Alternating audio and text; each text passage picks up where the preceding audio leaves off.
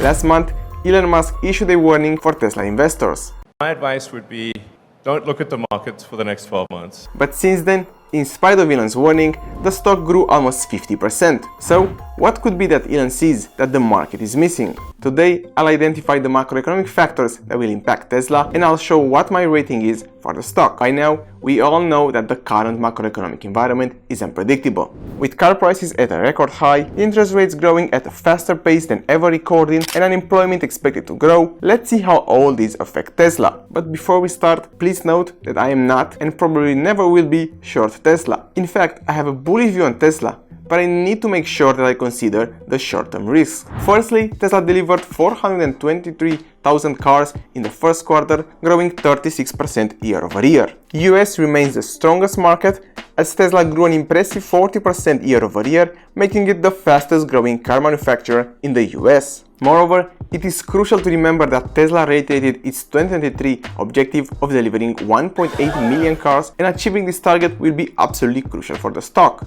This next metric made Tesla cut its prices several times in order to increase demand. You see, more important than deliveries is the backlog. This is a forward-looking metric that shows how much unfilled orders does a company have. Data from Troy shows that in May, Tesla's backlog remains below 100,000 cars after setting a record low at the end of April. As a result, the average wait time doesn't look great, as most regions now have wait times below 28 days. To sum up, the orders backlog shows that new car orders are not growing at the same pace as the production. Moreover, the recent price cuts came with one crucial consequence, as Tesla's automotive gross margin crumbled below 20% for the first time since 2019, which led to Tesla's operating margin decreasing significantly. Moreover, Tesla made additional price cuts in April, around 6% on a month-over-month basis. As a result, the automotive gross margin will be the most important metric to watch in the second quarter. But until then, the key to understanding what the stock price will do in the next 12 months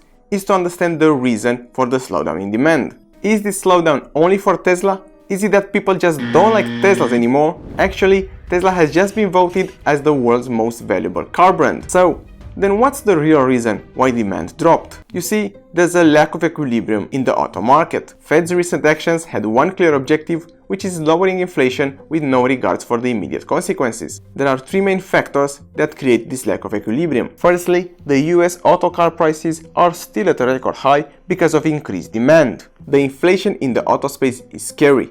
Looking at the gap between 2019 and 2023, that's a staggering $10,000 that people have to pay extra for the average car. Secondly, auto loan rates are at a 20-year high, which affects both new and used cars. This is crucial because 84% of new US vehicles are bought on credit. This means that interest rates equal more expensive cars because people usually buy a car based on the monthly car payment that they can afford. Moreover, subprime lenders have a difficult time buying a car, as they represent now only 6% of the new cars sold, decreasing from 15% before the pandemic. So, applying basic math, that means that 12 million cars are financed annually in the US.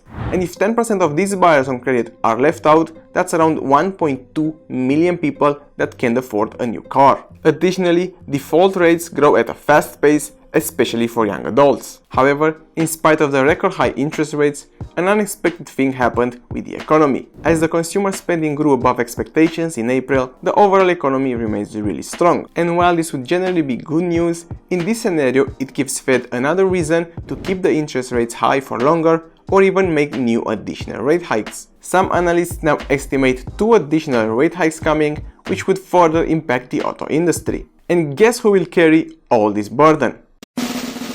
If you said customer, you are right. You see, the vehicle affordability is now at a record low, since on average a consumer needs 43 weeks of income to purchase a new vehicle compared to 35 weeks before the pandemic.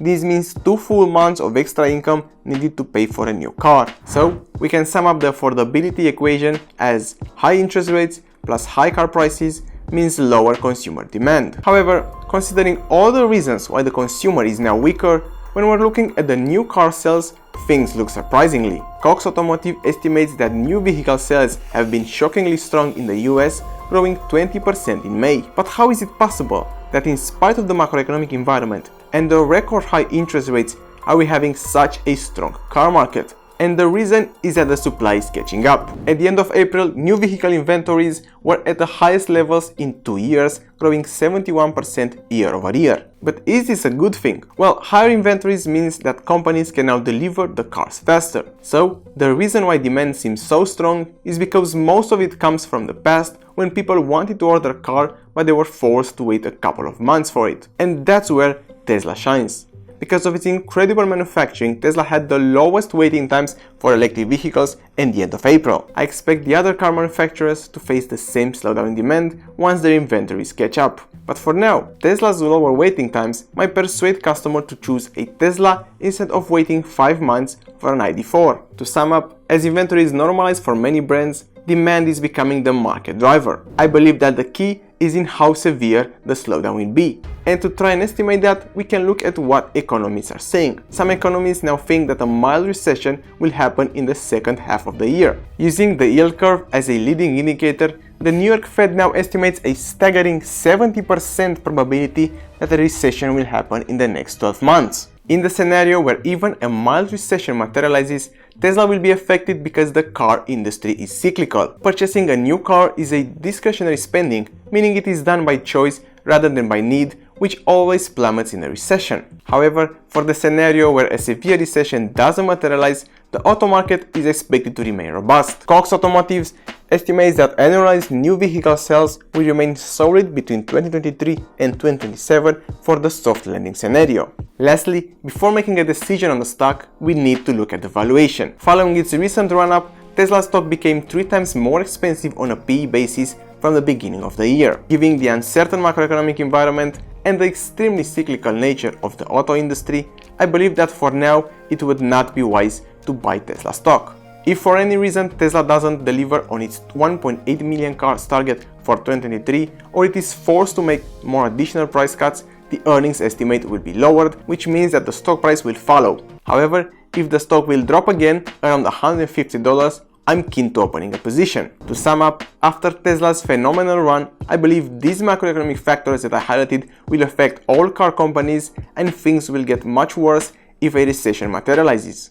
Until we get further proof that the soft landing scenario is probable or that interest rates are on a downslope, I won't open a position unless the stock price gets significantly lower. As a result, for now, my rating for Tesla stock is hold. That was it from me. Until next time, keep crushing it and subscribe.